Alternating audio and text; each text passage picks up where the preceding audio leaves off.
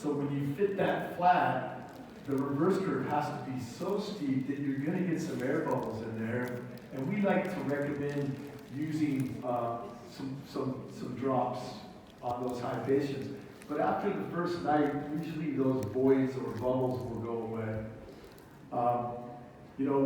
We did this in, I want to say 2005. I'm trying to think when Earl Smith from the University of Houston came out with his study. But as soon as I saw that study, I developed this lens because it satisfies the myopia control requirements. We use hyperbolic treatment zones. The reason I say hyperbolic instead of aspheric is because a hyperbola is above 1.0 eccentricity. So we're using a rapidly flattening optic zone or radius value to flatten that cornea. It's the same thing that we do with our toric design so that we get more push and better treatment within the central treatment zone. And you can see that these are much smaller treatment zone there, right? And a pretty wide reverse curve. That lens, I would say, is a little too steep. This is upon dispensing, and that's after wearing it for a while. But you can see that that's our old Keratron topographer, but you can see that the treatment zone's working out pretty good there. And, you can use larger designs, but really, sometimes larger designs bind on the cornea. They start to bind on the limbus. Some of our competitors like to measure HDID, and they want it to be, if your HDID is 12.0, they want 11.6 diameter, which is very big. And when you get out to the limbus, the cornea tapers off and the lenses can bind. So we like 10.6, 10.8, 11.0. If you get into flatter corneas, then we'll go a little bit bigger. But you can see this is basically our OKE, and that's the OKEX, more for myopia control. Again, larger traditional Ortho K, and I actually have called it in the US now refractive Ortho K and pediatric Ortho K. Really, and it's myopia control or refractive. Older patients, if they're driving a car, they should be in a big OZ. That's the difference for me.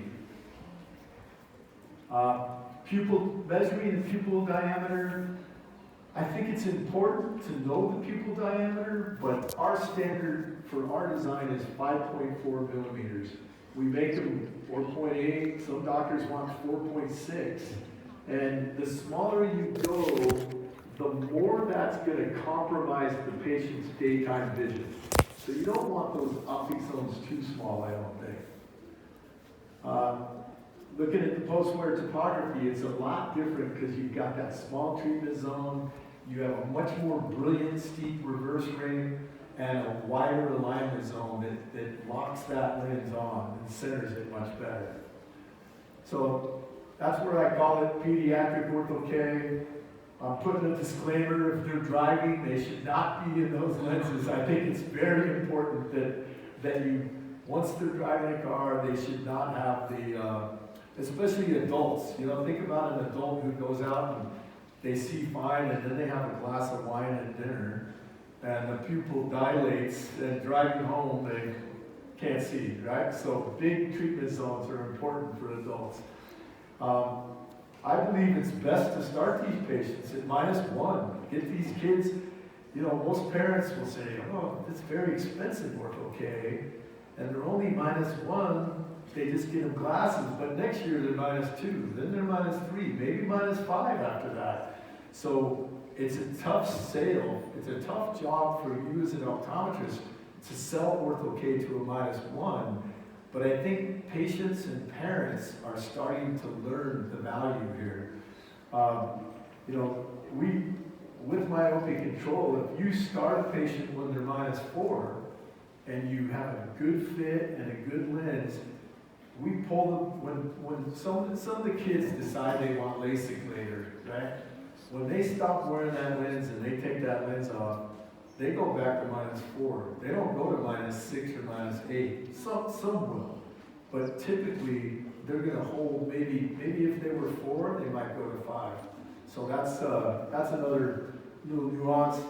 Custom design with topographer, this is the Medmont, we don't like it anymore, no, I'm kidding.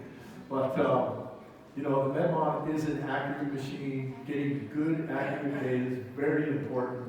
The reason I say this is good for toric designs is because it gives us an E value for the flat meridian and an E value for the steep meridian. So whatever topography you buy, try to buy a topographer that gives you an E value for horizontal and one for vertical, or something that gives you the elevations at any diameter you want. Most topographers give the elevation at 8 millimeters, and it's tough to work. The core diameters aren't 8, so you're guessing what the elevation is any further out. And we can, you know, we basically say that we can help you with high myopia, high astigmatism, hyperopia, presbyopia. We actually have Ortho K for presbyopes too. And we do some keratoconus designs, though we kind of like the old school approach to keratoconus. And okay,